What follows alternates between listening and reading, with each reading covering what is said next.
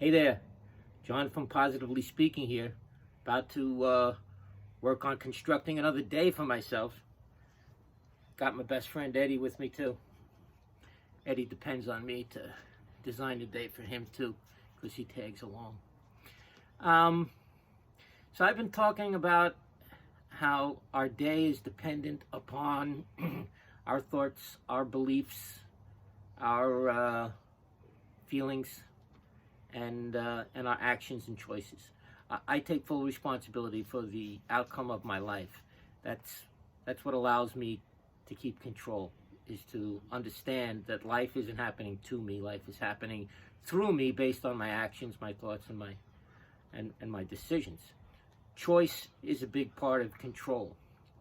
We all have intentions, and we would like to act on those and design our day the way we envision it unfolding, but we're exposed to conditions out there. And yesterday I spoke about reaction. A lot of our day is determined on how we react to what we're confronted with. Well, that had me thinking.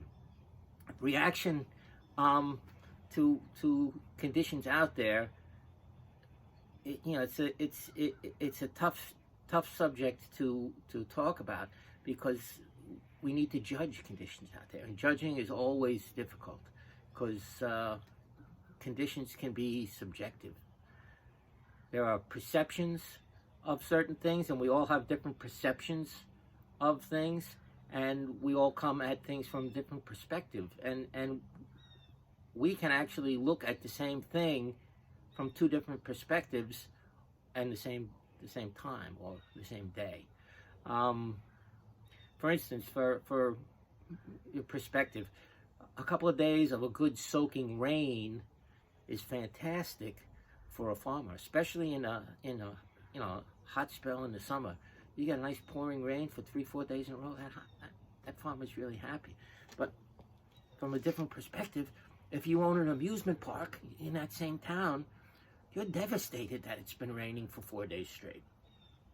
So that's an example of perspective. And then perception, it's, how are we looking at things, and do we have the whole story? It makes me think of a story about four blind men coming upon a traveling circus going by, and they feel the ground shaking, and they smell this smell, and they ask the person, what is that you have? And they told, well, I'm walking an elephant. And these four men are blind. They've never seen an elephant before. They don't have the slightest idea what an elephant looks like.